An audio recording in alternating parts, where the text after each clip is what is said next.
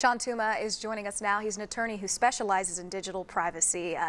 Should the average person be worried about this, Shawn? Well, the average person has been affected, but should we be worried? Probably no more worried than we are about all of the rest of the digital bits that we leave out about our lives. And it's kind of interesting. You have the co-founder of Apple, Steve Wozniak, even shutting his Facebook down and saying, you know what, I've had it with this data breach. I mean, what kind of message does that send to us, just regular users, you guys out there? Well, for regular users, you know, we tend to, everything's very personal for us with Facebook right now. But we leave digital evidence about our lives everywhere. Data's being collected about us all the time.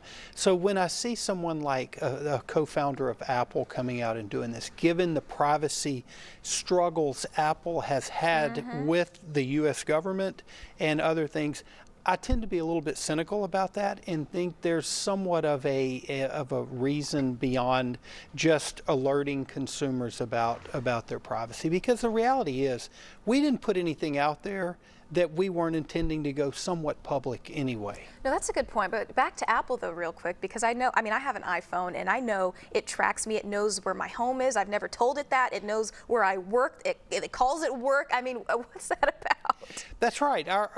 We love the convenience that these devices give us, and we agree to it. We click through the privacy policies, we say yes, yes, yes, and then when something happens, we go, oh no, I had no idea. The reality is this information's been out there. We've agreed to it. We just didn't take the time to pay attention.